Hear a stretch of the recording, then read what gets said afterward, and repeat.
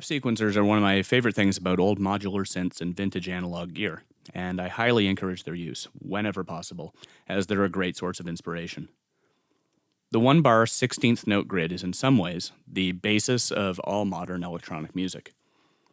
The Roland TR-808 and 909, two of the most ubiquitous drum machines of all time, utilize this 16th note grid, as did the TB-303, which is arguably the most famous synth of all time. The TB-303 was actually considered a total failure when it was released, an abysmal one.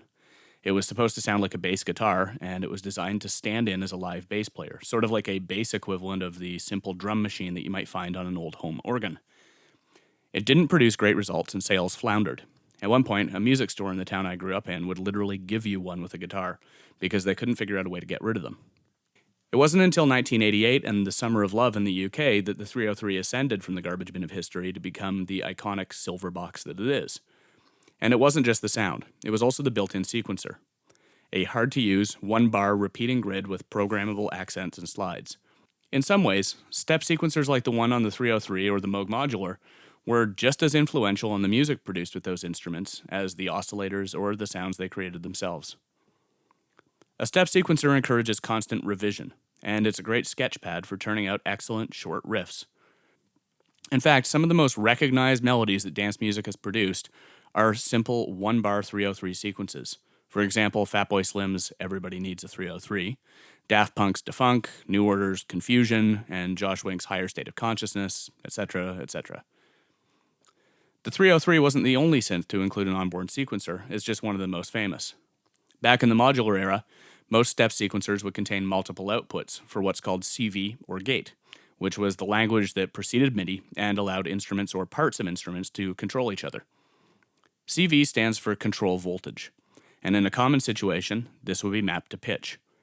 The higher the voltage the sequencer output, the higher the pitch played. But this is by no means the only connection that's desirable. By connecting CV to a filter's input, cutoff could be made to cycle through a complex pattern, or an LFO's rate could be controlled. Gate is a pulse that would tell something to trigger, for example, an envelope. Between the two, sequences could be created. Modern synths still employ the same retro-styled step sequencers, where the step sequencer is both potentially a note sequencer and a modulation sequencer. We're going to have a look at the stepper and performer options in Massive, just to quickly show off how flexible and how important sequencers can be. I've created a very simple 1-bar phrase in the stepper here, which is synced to 16th notes, and my MIDI clip is just one note held for the duration of the bar. The pattern is based solely on octaves, so the notes we hear are either going to be 12 semitones up, or just the root note in terms of pitch. I've created the pattern around a simple, very recognizable rhythmic pattern that you'll recognize from drum programming, and I'm going to apply this pattern to a few different options. I have a few things going on here in Massive. Oscillator 1 is a sawtooth, so is oscillator 2, and they're both going through filter 1, which is a low pass. And there's a little bit of distortion and some reverb applied in the effects section. By applying the stepper to both oscillators, we can hear the melodic use of the step sequencer in action.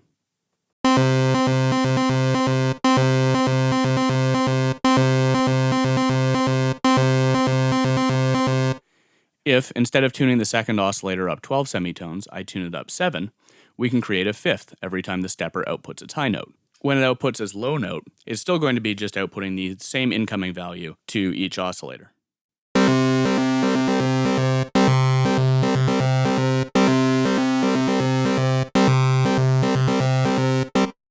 Now I'm going to roll the filter down and apply the same step sequencer to cutoff. You can hear the pattern applied here.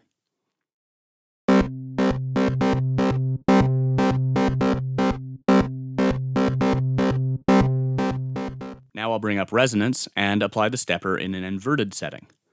So now the resonance is being reduced every time the high value is output, which is coinciding with the filter opening and the creation of our chord, thanks to the different amounts being applied in the oscillator section.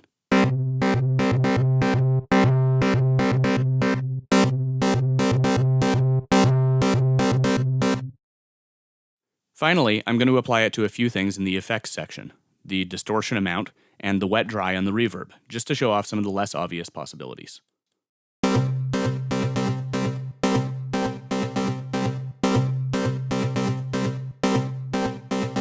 Now, just to show off its uses in a modular context where things can be mapped to other things, I'm going to apply a sine wave LFO to the amp section to control the overall volume output, and the stepper to the rate of the LFO. Again, this is a complex modulation on modulation setting, and it produces some great results.